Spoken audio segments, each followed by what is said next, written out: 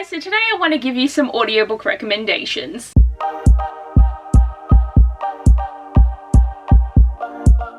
So this is purely coming from the fact that I listened to an audiobook very recently that just made me really reflect on the fact that I love audiobook, because the book in question is Maybe This Time by Kara Bestone. It was an audio atmospheric story. So basically what this means is that instead of it just being a book that's told to you, you basically experience it because you hear traffic in the background, you hear car alarms, you hear the steps that they take, you hear the breathing on the phone call, because basically this book is told through phone calls and FaceTiming, but like you hear the characters using treadmills, you hear the kids playing at the school that he works at. Every aspect of this book is known, like even birds chirping. Like it was an amazing story in that atmosphere, and it really enhanced the audiobook experience because this book is only available as an audiobook, so it isn't a physical story. And as I said, it really got me thinking about all the audiobooks that I've listened to, and I've never had a book do exactly this thing. But I just wanted to talk about some of the audiobooks that I've read in the past, because I've listened to over 80 books in my time since I started listening to audiobooks, and I have 8 that I want to recommend today. You've heard me talk about before because they're really good books, and it's been so long since I've done any type of recommendations video that I'm really excited. But to actually give you the full context about what this book is about, but what happens is our main character June is living her normal life, she's being fine, she's a school teacher, she's doing what she does, and then she gets sucked into a wormhole that transports her 80 years into the future, and then she is stuck there for 5 years because scientists and doctors find her, and basically the whole idea is they don't want her doing anything because it could mess up the time continuum. So she's locked in this apartment for 5 years where she doesn't do anything and she never interacts with people, and she only gets food dropped off on her, and she's just stuck there. And she's just hanging there one day when randomly her phone from the past, and basically she's able to connect to Mikey, who's a teacher that worked at the school that she used to work at, and they kind of knew each other, but she's able to talk to him a couple of weeks before she goes in the wormhole. So basically on the phone call she's just like, you have to help me, you have to talk to past me and get her not to go through the wormhole so then I can get back to my current timeline. And it's this whole idea of being like, oh my god, he's got to try and talk to her, but the version of her now is very different from the version that she used to be. He's being coached into it by this version, and he's finding it really hard because they feel like two different people to him, but they're the same person. He's not a very confident person, but he's also lived through a lot of stuff because he was like a famous basketball coach, and then he left his job and he's come back to the school, and like there's a lot of the elements. Like there were so many elements. Like it's only a 6-hour audiobook, so it's not very long, but the level of depth and development that these characters go through, it's done very well. And yeah, it's just about them wanting to help each other in a sense as well, and I just really enjoyed it. So the first recommendation I'm going to talk about is the good old faithful but Daisy Joan and the Six by Taylor Jenkins Reid. Is just the whole experience. It is told in interview format, and every person in the band, because we have 6 members, and then we also have like other characters that come in to do interviews on the particular moment that's happening in the band at that time, but we have different narrators. We really get a feel for each character, and it's just the best way to tell this story. And then when we got to see it on screen in the TV show, it really emphasized everything in such a beautiful way. Like I think it was done so well, and it's the perfect book to be turned into a screen adaptation because of the way that it is interviews, and we have the aspect of unreliable narration, and it's just done very well. But this book is about a band that rose to fame in the 1970s and about the downfall of said band, because the interviews are talking about what led to them breaking up. And it's also crazy for us because we have the album of Aurora, we have music to listen to from the band that just makes it so cool. But Daisy and Billy are great main characters, and I just love the way that everyone is so uniquely different and everyone goes through so many problems. It is heavily an experience to listen to this book because I actually read it physically first, and then not even like a month later I listened to the audiobook to experience it that way as well.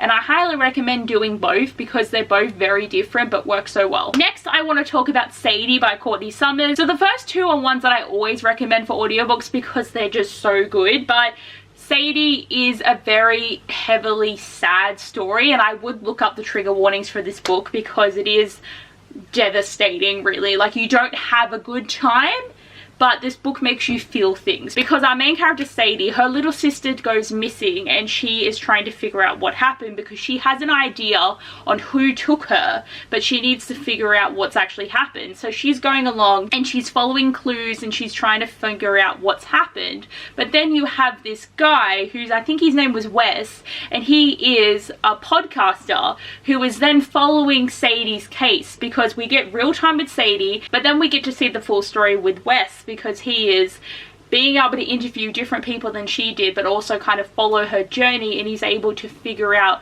more of a whole picture, because with it being a case now, it's a bit of a different story. It's very interesting because you want to know what's happened, because there are so many different elements to all the things, but it's just like, it's so heartfelt, because as you delve deeper and deeper into the story, it really hits you. But one of the main things that I found very interesting, because again, this is a full cast as well, and there's some people that only do like 2 lines of the story, but Sadie has a very present stutter, and whoever voices her has the stutter. So it was really interesting to listen, because sometimes the sentences had to be said quite a few times before she could finally say what she was trying to say, and that just really added to her feeling like a real person, because it felt like she was talking to you, and I feel like it just really added to the experience. But it was also just like, I feel like if I read the book physically, it just wouldn't hit the same.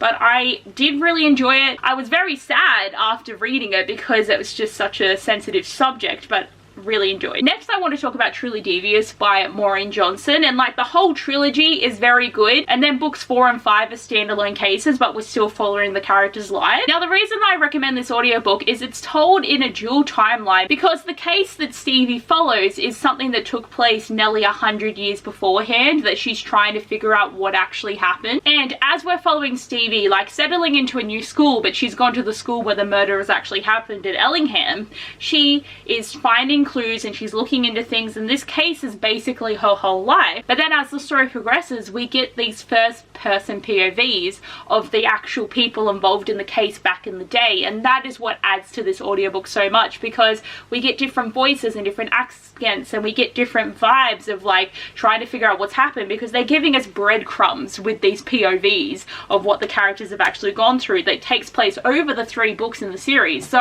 it is a long game here, because there is just so much writing on what's happening to these people, and it's so sad because like we already know they're all dead because it took place 100 years ago, but you know the decisions that they made that lead up to what's happened, but then to also figure out even who the murderer was. But then what happens is people are starting to get murdered in the current day, and then that becomes an issue because Stevie has to figure out what's happened in the present, but also try and follow what's happened in the past. And I just really love this story. I really love Stevie as the main character. Her friend group is also really amazing, and I am just waiting for book 6, because Maureen Johnson decided to write a completely different book first before she's coming back into book 6, and I'm so sad about it, because like she left us on a really bad note, and I want to know where the story's going to go. Next, I'm going to recommend Romanov by Nadine Brands, and the main reason I want to recommend this is there is actually such thick accents in this book, and it really added to the experience. To be fair, I don't actually remember a lot about the book. Like, I know it's about the Romanov family, but there's a magical spin to it, but we do get to learn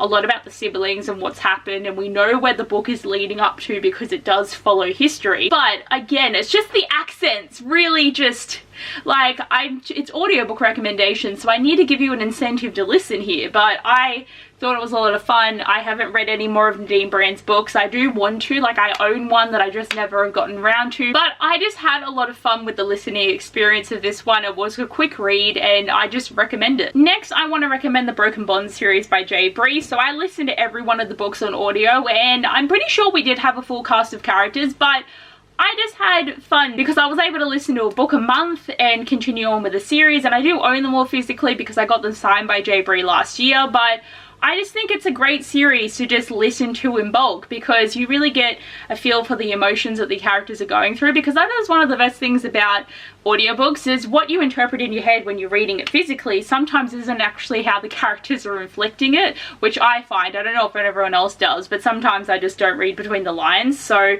having it that you really hear them yell something or just, you know, laugh about something, it just really adds to that experience, and I just feel like it really worked in this series because I love that we have so many characters that we follow, and it is a why choose story, so that is also a fun element. The first one I've ever read, and I did really enjoy the story, and I definitely had my favorites out of the males because we have 5 men with just 1 girl, and there's magical elements and there's bonds, and it was really good. Like, I would really recommend this one because it was just a fun time. Next, I want to talk about Red, White and Royal Blue by Casey McQuiston, and I'm again sorry, the accents, like Henry's British accent was so good, but I just had so much fun with this because I really felt the laughter in the narrations as they were doing the story, because it is one of the best stories. Like, the Prince of Wales falls in love with the first son of America, and it's just a great time. I love Henry and I love Alex, and like, I read the book physically actually when I did a reread because I bought a special edition and I decided I wanted to read that copy